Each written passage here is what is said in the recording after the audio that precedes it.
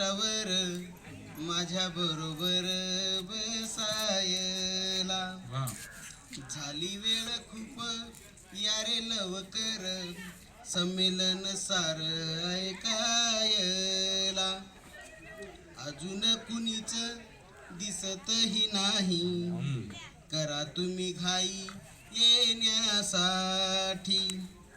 भक्त भाविकांची जमली या गर्दी, कवितेचे दर्दी नाही कुणी. एकाहून एक करू काव्य भारी, मनाची उभारी घेण्यासाठी. आहे व्यासपीठ तुकाराम गाथा, टेकवाया माथा तुम्हा आम्हा.